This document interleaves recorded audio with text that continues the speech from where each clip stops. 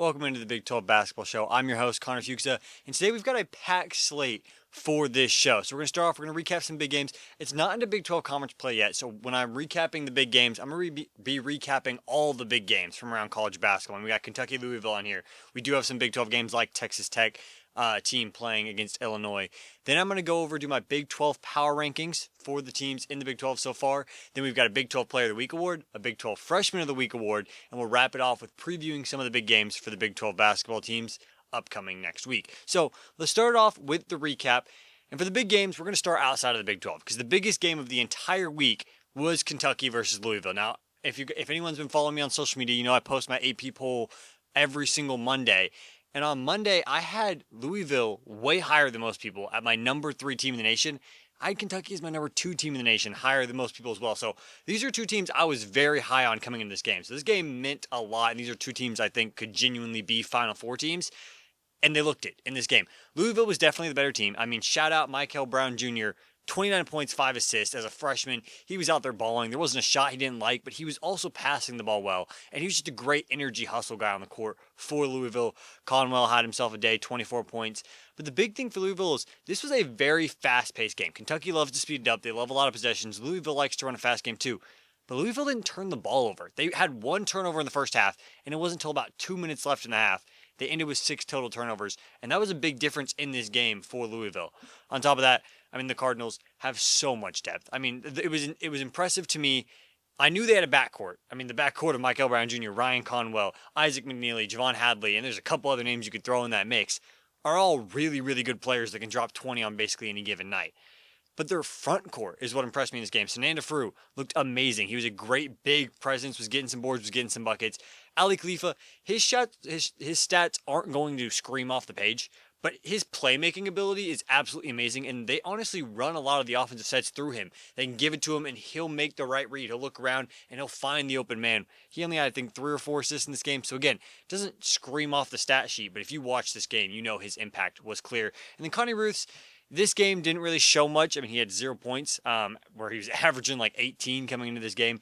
His role was not huge in this one, but I mean, from what I've seen out of Ruths in the first 2 games, he'll be a dog and a great third piece in this front court alongside Khalifa and Frew. So for Louisville, really, really insane and impressive showing. I mean, they dominated this game. The 96-88, they let Kentucky get back in it. They were up 20 with about 12 minutes left. So, I mean, Louisville, I don't really see much of a flaw in their game. I mean, maybe besides they took their foot off the gas a little bit, but I don't know if it was really them taking their foot off the gas. They just started averaging out a little bit more. They started missing a couple shots in Kentucky. I mean, they caught fire. I mean, that's my big takeaway from Kentucky here. For Kentucky, it wasn't pretty all around. I mean, they had a great first half, battling back and forth. They were in it, but always just a little bit behind. But yeah, they got down 20. But my big highlight for them is the fact that they showed me in this game that they're a team that can go down 20 with 12 minutes left. They're not going to give up. And I mean, if you just give them an inch, they're going to take a mile. If you give them an inch, if you let them get their nose back in the game. I mean, again, it ended as an 8-point game, but at one point, I'm pretty sure it was down to 4 after being a 20-point game with 12 minutes left. They fought their way back in. The shots weren't falling for them in this game, which is not always going to be the case. But when those shots can fall earlier, for guys outside of Denzel Aberdeen, if you can get Otega Owe, who had honestly a quieter game, and Diabate and Chandler, those guys all they had good games. They gave good minutes, but they all can perform a lot better than they did in this game. But Denzel Aberdeen, story of the game, 26 points, 7 rebounds. And then Jalen Lowe. I mean, only 9 points, 5 assists. So it's another guy kind of like Ali Khalifa that if you just look at the stat sheet, it doesn't look like he had some amazing game, but his playmaking ability really impressed me. And he's going to be a great point guard for this team coming off the bench for Kentucky to dish the ball out to the Owes, the Aberdeens, the Chandlers, the Diabates, even their bigs. He was a great, crucial piece of this offense for Kentucky. So overall, to wrap up this first game, it's probably the game I'm spending the most time on, maybe the next one as well. Louisville really looks like a Final Four team. They really look like a top 4 team in the nation. It's going to be hard for me not to want them to put them at my number 1 in next week's rankings. I don't think I can dethrone Houston because Houston's look great as well, but they will be my number 2, and I feel comfortable with it. The guard play wins in March. I know we're just sitting in November, but this is a team built to win in March, and I would not be surprised to see the Cardinals cutting down those nets in April. But we're getting a little bit ahead of ourselves. That's a long way down the road. Kentucky, good game. You had to go on the road. It's a rivalry game. You still only lost by 8. I'm not too worried about Kentucky, but this game did give me a few more questions of if Oweh or Diabate has an off night, can they compete with those top teams? So moving over, this is the Big 12 show, so we're going to talk about some Big 12 teams. Texas Tech and Illinois. I mean, Illinois is obviously not a Big 12 team, but a Big 12 team in Texas Tech. Ranked matchup. Texas Tech had to head to Illinois for this matchup, and the scoreboard shows it a lot closer than it felt. Watching this game, it felt like Illinois' game. So shout out to Tech for at least making it closer and putting a fight up. And I mean, towards the end of the game, they had a chance to tie the game with Christian Anderson shooting a three, but it got blocked by Andrej Stojakovic. Jeez. And if that last name sounds familiar, it's because it should be. His dad played in the NBA. He was a Hall of Famer, and his son looks just as good. But for Texas Tech, let's focus on them for a minute. JT Toppin. I mean, he's the best player in the country. Braden Smith, I mean, looked great. We'll get to the Purdue-Bama game. Braden Smith looked amazing, but the National Player of the Year through 1 week, it is JT Toppin. 35 points, 11 rebounds, 3 steals, 3 blocks. He didn't see a shot he didn't like. There were so many times they just gave him the ball and everyone just got out the way. They're like, yep, and then it would just end up in the bucket. It's just, he's a great bucket getter, but he can also rebound. He can defend. I would like to see him play more of the 4. They are obviously currently without Luke Bangboye, who's going to probably be their starting center. When he gets back, I need to see Texas Tech move Toppin to the 4. I mean, on offense, it didn't matter who's guarding him. There's 7-footers in Ivisic for Illinois that was guarding him. It didn't matter. He's going to get a bucket no matter who you put on him.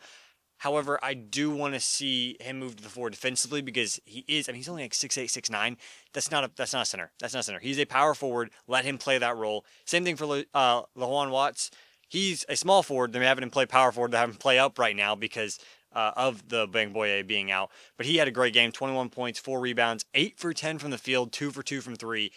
It just felt like anytime he put up a shot, it went in. Honestly, wish they got him the ball a little bit more. But obviously, a lot of the sets were just run through JT Toppin and Christian Anderson. But I think Watts will be a great 2 or 3 piece for this team. Anderson's probably still the second best player on the Red Raiders. I mean, Watts, he's right there. He's a bucket getter. He can rebound. He can assist. He can play defense. He's a more complete overall player than Anderson, but Anderson's just a bucket getter and an amazing facilitator. The big takeaway probably for Tech in this game, Tyree Bryan, Jalen Petty, Donovan Atwell, all their guards and basically all their depth, because outside of those top 3, they don't got much depth. All of them were in foul trouble. Most of them did not get really any minutes, and that's going to hurt them. And that's what worries me about Texas Tech. It's what I said in my Big 12 preview. I don't really see a lot of depth on this Texas Tech team. You got the top 3 guys. Bangboye, obviously, when he comes back, will be very crucial to get more minutes in the front court outside of just JT Toppin. But Bryan, Petty, Atwell, I mean, Tyrese Mears isn't even really playing for them. So these are their 3 guards that are basically coming in off the bench, and actually Bryan and Atwell have started a couple games as well. That's really it for their depth. And so if those guys get in foul trouble, I mean, a really bad game that all 3 of them got in foul trouble. But if any of those guys get in foul trouble, their bench depletes really fast. So definitely worries me for Texas Tech. Moving over to the Illinois side, I mean, I already mentioned his name, Stojakovic, 23 points, 3 steals, 2 blocks, and one of his blocks was the game-winning block on Christian Anderson's three-point attempt. He looked amazing, and I don't think he was a guy that a lot of people are pointing out to be the number 1 option on this Illinois team, and I still don't think he is. I think Kylan Boswell is the number 1 option, but Stojakovic proved that he can show up in the big games and that he can be the number 1 option for this Illinois team if Boswell has a night off. And I mean, Boswell didn't even have a night off, 22 points. He had a great game, but Stojakovic was the Illinois team in this one. On top of that, Ivisic, their center, their 7-foot monster, 11 points, 7 rebounds, 3 blocks. Illinois is just a really tall and foreign team. They've got a lot of foreign guys with a lot of experience playing, even if they don't have a lot of experience playing in college. And then they got size. Basically, all of their players at the 1 through 5 are taller than the average player at those positions. They just have size and length, which is honestly Texas Tech's biggest Achilles heel, especially without Bangboye, because they're playing a center who's 6'9". They're moving their like 6'5", 6'6" small forward up to power forward, and everyone's getting shifted up. Texas Tech is a smaller team, so the fact that they were able to compete in this one is impressive. I think I wouldn't necessarily say Illinois is a better team than Texas Tech. I would say Texas Tech is the better team. However, Illinois just has the matchup. If you look at it on paper, you look at the bigs that Illinois has, the size they have, what they can do in the paint against Texas Tech, it was always probably going to be Illinois winning this one. So I wouldn't worry too much for your Texas Tech fans. The one thing I would worry about is your depth. I don't see it currently until hopefully Jalen Petty can start stepping up. He's just a freshman. And then Atwell and Bryan can do a little bit more when they're not in foul trouble. So Moving over, I'm going to quickly hit these last three games. There's just three teams. One team I want to highlight, and then two close games that were a lot closer probably than they should have been. First one's Gonzaga Creighton. I said it preseason on the bracket ball show with Jacob Patterson and Kinsey Craich. Creighton should not have been ranked. They should not have been a ranked team. They were in the AP poll preseason, living off of their name from the last few years. Yes, they've got an amazing coach. Don't get me wrong. But they don't got Ryan Cockburn anymore. They don't got Trey Alexander. They don't got Baylor Schiermeyer. They don't have Pop Isaacs, which I mean, maybe they don't want Pop Isaacs after that Oklahoma State game he played for A&M. But this isn't the Creighton team we've seen for years and years and years with those same guys and with that experience and with that depth. I don't really see a lot about this Creighton team I like. McAndrew's good, but there's not really a lot I like about Creighton. And it got exposed in this game because on the other end, Creighton's a team I love. They were the team I pointed out on that bracket ball show that I thought was ranked way too low in the AP poll. I think they were 22 in the first AP poll, and I'm like, they should be up there at 15 or 14. Now they're going to find their way up to 15 or 14 after beating OU, which OU is not a bad team. Beat them pretty convincingly, and then absolutely dominated Creighton. I mean, they won this game by 27, and it could have been more if they didn't pull their starters towards the end of the game. But the big story of the game for Gonzaga is Graham Ike. I mean, 20 points, 10 rebounds, only 8 of 10 shooting. Like, not only meaning he only took 10 shots to get 20 points. He's an absolute dog. He thrives in the paint. He's going to be a matchup nightmare for anyone who has to guard him. Alongside another front court guy, Braden Huff, 14 points, good game. And then an underrated guy I want to mention, because he's not going to get a lot of attention on this Gonzaga team, it's Braden Smith. 6 points, 5 assists. Again, stats don't jump off the page, but his playmaking ability is huge for this Gonzaga team. He is going to run the point guard for them, and he looked amazing in this game. He was getting the ball where it needed to be. He was running the sets. I really like what I saw to Braden Smith to be kind of that facilitator. He's not going to be Ryan Nembhard. You lost the best playmaker in college basketball last season to the NBA.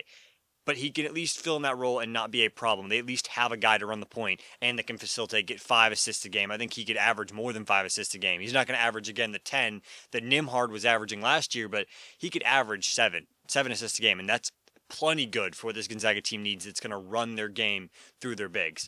On top of that, they just have a really deep roster. Mario St. Supri had a really good game. Jalen Worley can go get a bucket, get 10 points a game probably for them. Tyan Grant Foster didn't have a good game. He didn't really show up in this one, but we know on any given night that guy out of GCU can go for 15 or 20.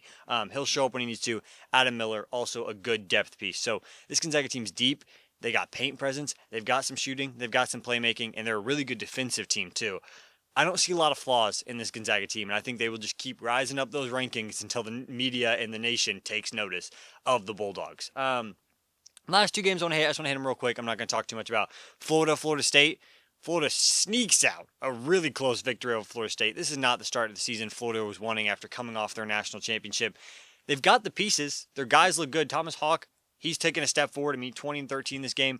Boogie Flan, 18-5 and 4 steals. Ruben Chinyelu, 10 points, 16 boards. He looks like a monster.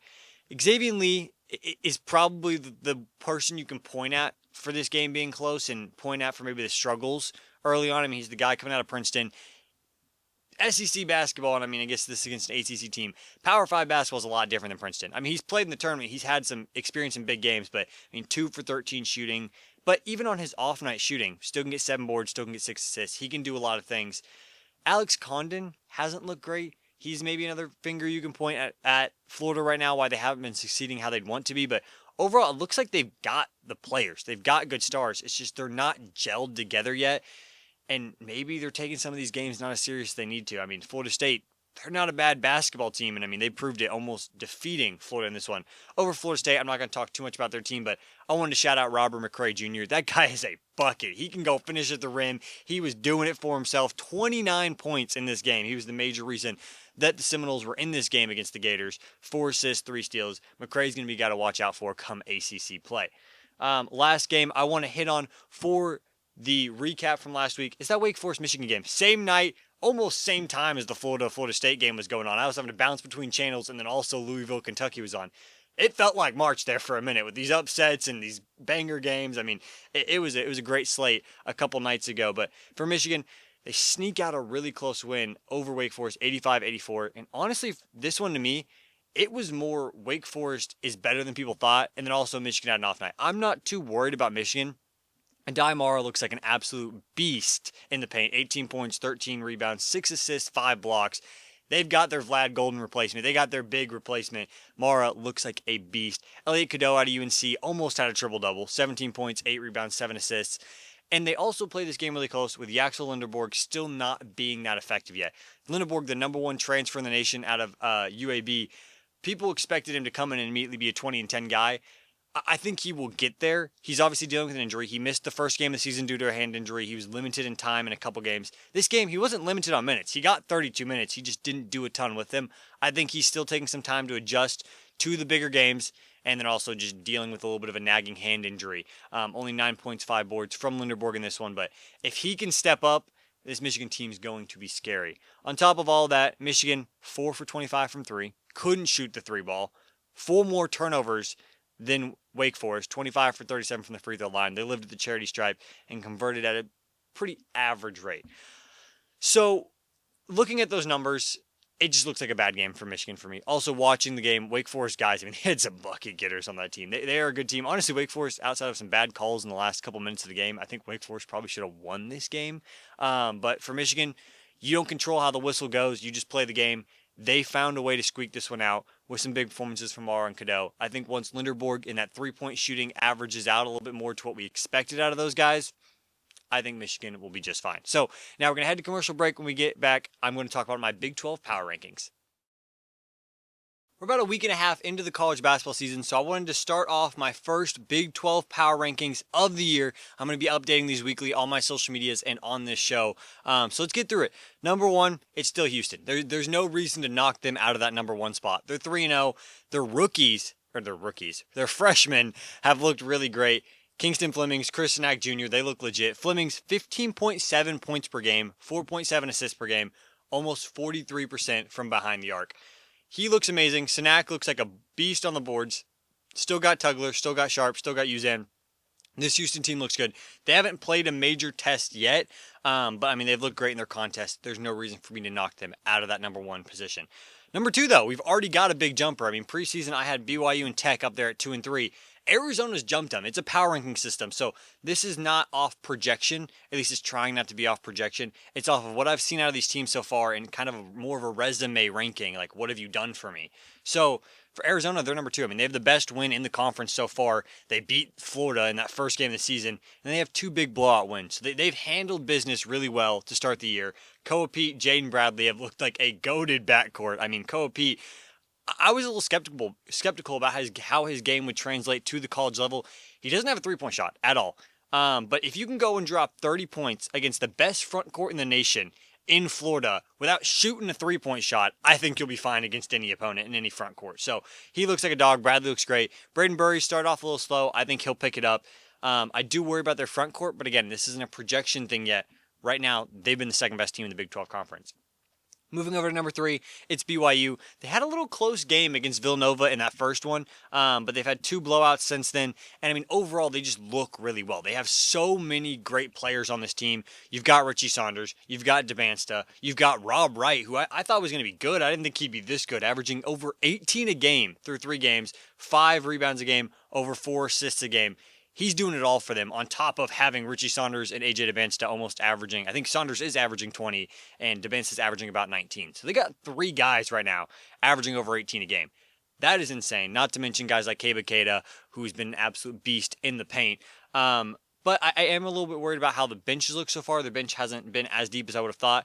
Also, one thing that's worried me a little bit, they've kind of strayed away from their style of basketball. They're not shooting threes. They've only shot 74 of their 195 shots, so about 1 in 3 shots are 3-pointers, whereas, I mean, last year they pulled them at a lot higher clip, and they're only shooting 32% on those 3s. So maybe it's just they're trying to shift their identity a little bit to be more of an attacking team, or maybe this was the game plan that early on, especially against some of these bad teams, we're going to attack the rim, we're going to attack the paint. So then when teams see that we can do that, they have to respect it. So come conference play, they can fire up those 3s like they like, because they got a lot of great shooters in the transfer portal. They haven't really got to use them yet. So I'm interested to see what they do, but I mean, so far, again, they've looked great, and they look like they got a three-headed monster at the top of this Cougars team.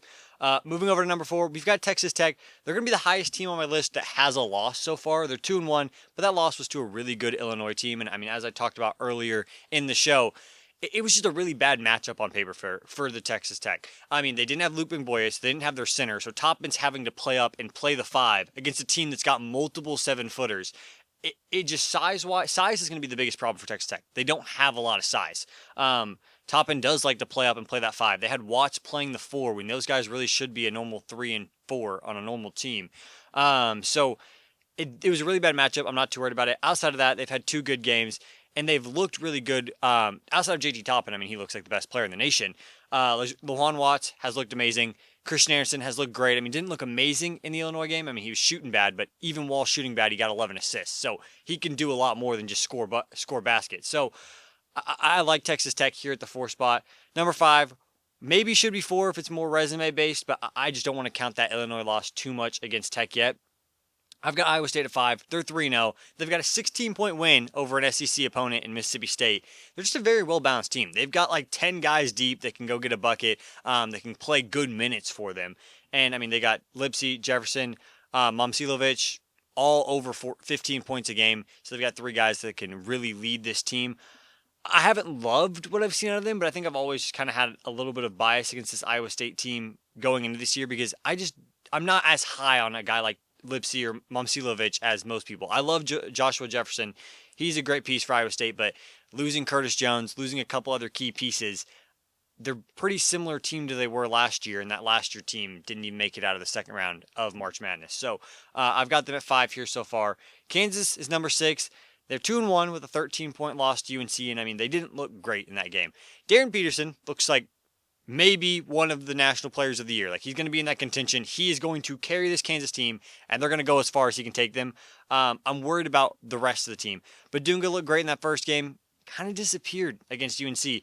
Tiller fouled out in UNC games. We haven't seen a lot of him, but he's looked good in the minutes we've seen him. White, Rosario, Council Jr., they're all good pieces, but there really isn't a great second piece next to Peterson, which does worry me down the line. So far, though, they're 2-1. They've looked good in their games outside of that UNC one, and I think that UNC game could have been a lot different if Tiller didn't foul out, which, I mean, obviously, that is his fault, but I think that game would have been a lot closer if he didn't, because he was absolutely torching the Tar Heels when he was on the court. Number 7, I'm going to knock these off a little bit faster. It's Baylor. They're 2-0. They've played like the least games, I think, in the conference. Actually, Kansas State's also played too.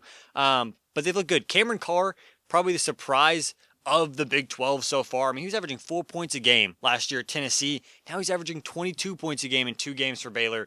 He's looked amazing. Tunde Usafu, the freshman, 18.5 points per game, 6 rebounds, 2 steals a game. He's probably going to be the number 1. I think when the numbers average out a little bit, Usafu will lead this team in scoring. But Carr looks like a great second option, which is something I was worried about. Like, who would step up? We got our answer. It looks like Carr. Skillings, Agbim, Powell, Rataj all look like good pieces too. This Baylor team probably is going to find their way in the top 25 AP poll pretty fast. And they could probably find their way a lot higher than number 7 in the Big 12. But for now, just in 2 games of sample size, I'm going to keep them around that 7 spot. Number 8, we've already got a jumper from my preseason rankings, and it's Oklahoma State. Call me biased if you want. They're 3-0. They have a huge win over an SEC opponent. I mean, we talk about Iowa State. They win by 16 over Mississippi State. I'm pretty sure, I don't know the exact number, but I think it was like 25 or more that Oklahoma State won against A&M, and that's without their best player in Anthony Moore, or at least their best scorer playing. So no Anthony Roy.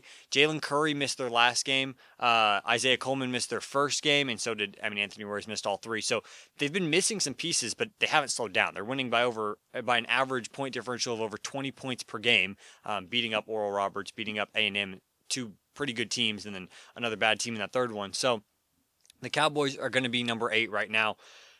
The last team I'm going to talk about in depth before I just read off the rest of my rankings, it's Kansas State. They're 2-0 against 2 really bad schools. I want to put them lower because they were down 34-33 at halftime to UNC Greensboro in that first game. However, they dropped 60 in the second half, and I think ended up winning that one by 25. So I'll give them credit where credit's due. They figured it out. Whatever Jerome Tang said to them at halftime, it worked. They figured it out. They've got so many good players, and this is what I was preaching in preseason. They have so many dogs. PJ Haggerty, Abdir Bashir Jr., Nate Johnson. That's an amazing top 3.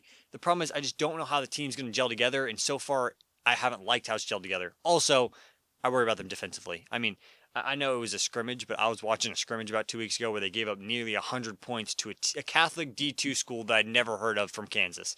And I know a lot of college basketball teams. I'd never heard of this team. So Kansas State definitely worries me. To round out The top 16, we got Cincinnati at number 10, West Virginia 11, Utah 12, Arizona State 13, UCF 14. They had a loss to Vanderbilt.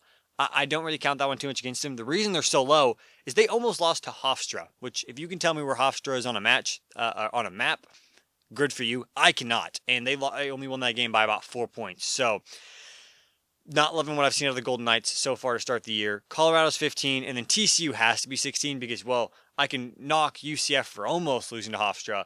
I can definitely knock TCU for losing to New Orleans. New Orleans in their season opener. I mean, embarrassing performance TCU. They got a good blowout win the next game, but I'm not going to forget that New Orleans game. And in this power ranking system of what have you done for me so far, they haven't done anything. They kind of embarrassed the Big 12 in that first game. So they're going to sit here at number 16. So that's all for my power rankings after week 1, week 2-ish. I'm doing it like a week and a half in.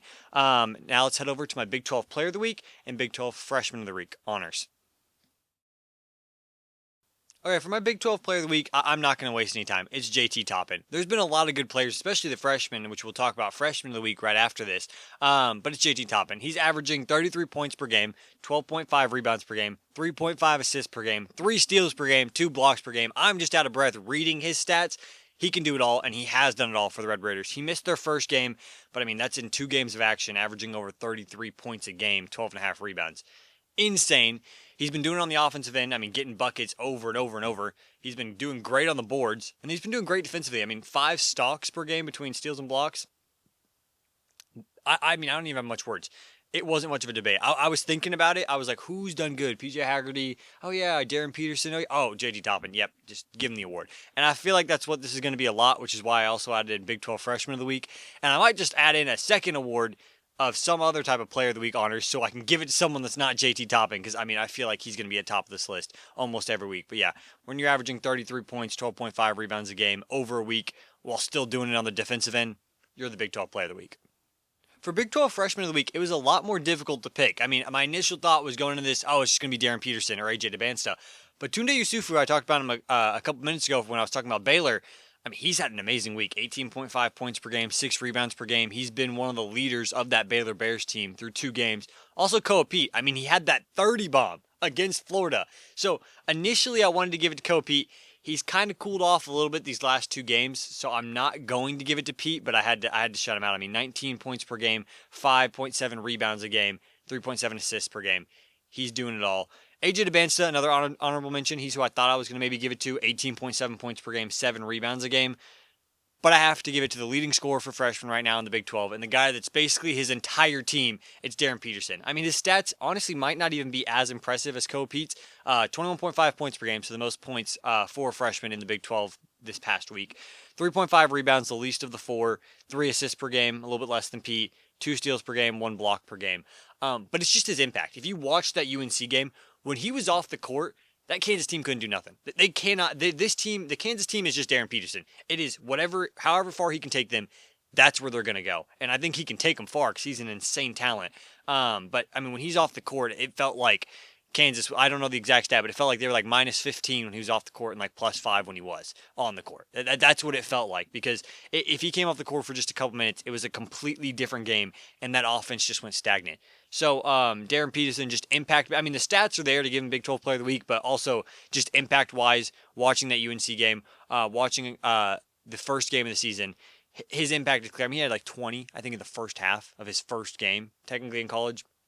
He's had an amazing week. So the Freshman of the Week is going to go to Darren Peterson.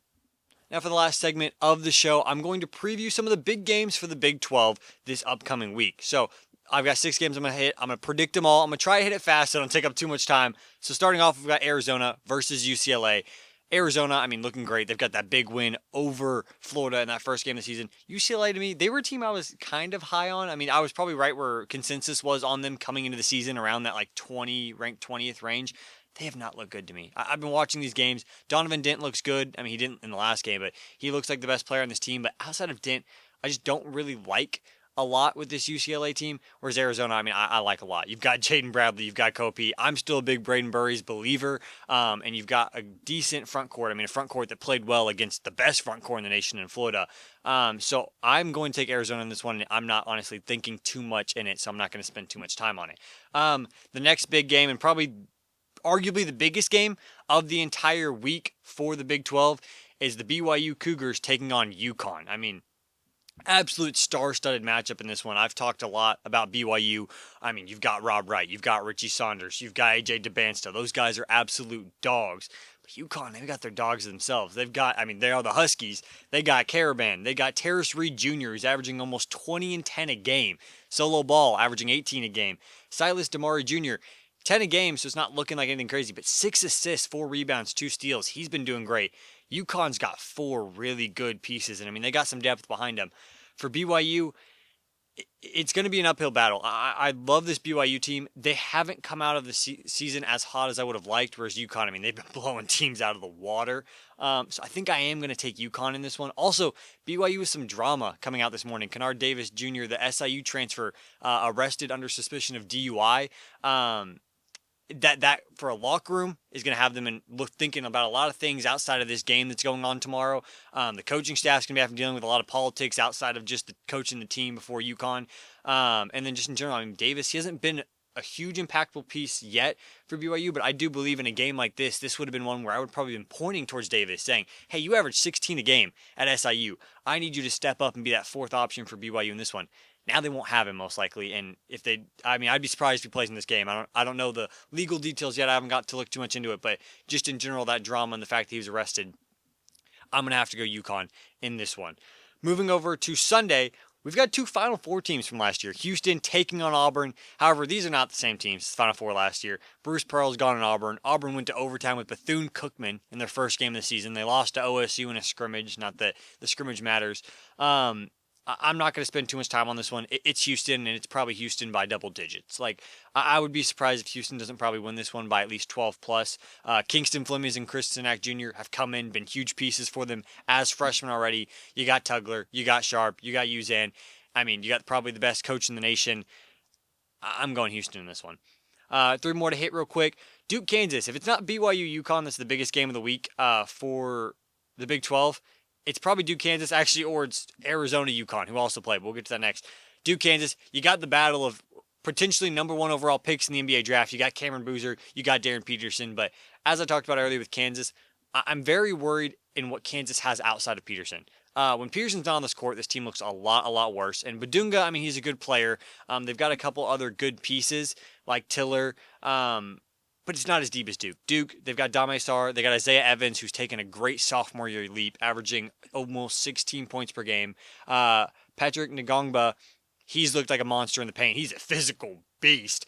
And they got Caden Boozer, obviously Cameron Boozer's brother, 9 points a game, 4 rebounds a game. But he's been the facilitator for the team with 5 assists a game. So I think Duke has a lot more pieces, and they've got it figured out earlier. I think Darren Peterson, I could look Darren Peterson to maybe drop 30 in this game, and I still don't think it's enough. So I'm going to go with Duke. So picking against a lot of Big 12 teams, I think I'm 2-2 and picking 4 and against Big 12 teams. Then we got Arizona, UConn.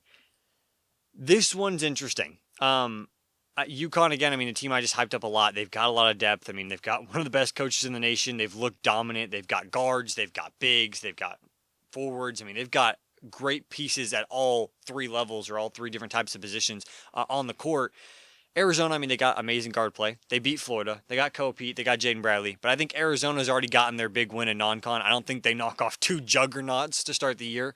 I think UConn does, though. I think BYU has a better chance, honestly, how they match up against UConn rather than Arizona does. Arizona, I don't think they have the front court to be able to defend Caravan and Terrace Reed Jr. Whereas, I mean, I could say the same that I didn't think they had the front court to defend Thomas Houck and Alec Condon and the Florida's guys, but I think it was fine. They were fine with giving up a lot to that front court and just shutting down the guards, and they did a good job of shutting down the guards. I don't know if they're going to be able to shut down Solo Ball and Silas Demary Jr. while also being able to contain Caravan and Terrace Reed Jr. Because I love Thomas Houck, don't get me wrong. I love Alex Condon. They are great pieces. I wouldn't say either of them are, I mean, maybe Hawk, but they're not as good of scorers as Caravan and Reed as a junior. Caravan and Reed Jr. in the front court, I think they're much better scorers. They're going to dominate the game a lot more than Condon and Hawk did against Arizona. I've got UConn winning this one. So to wrap it up, this one, I'm just going to basically say it's Texas Tech versus Wake Forest. Wake Forest, I mean, they look great against Michigan. They almost won that game, so I had to put it on here, but I'm not too worried about it. Bangboye hopefully should be back. I mean, their coach McCaslin said that he was a day-to-day injury last week. This game's not getting played till Thursday. I think he should be back for that one, and if he can, they can move Toppin down to the 4, Watts down to the 3. It's a completely different Texas Tech team. On top of that, JT Toppin, he's going to go for 30 and 10 again in this game. I'm not even blinking an eye at this one. Texas Tech is winning probably pretty comfortably against Wake Forest. If they wanted their Cinderella story, if they wanted their upset, they should have finished the job against Michigan because they're not doing it against Texas Tech. So to wrap up this show, I've got Arizona over UCLA. I've got UConn beating BYU and Arizona this week. Big week for the Huskies. I've got Houston beating Auburn, Duke beating Kansas, and Tech beating Wake Forest. So a lot of big games for the Big 12. If they can go 3-3 like I projected, it's a pretty good week. But if they can somehow go 4-2, 5-1, 6-0 with this slate and this many big matchups, it will be huge for the conference come March when they're picking when the committee has to decide between which conferences they value more. So, but for now, that's all I've got for this episode. I'll see y'all in the next one.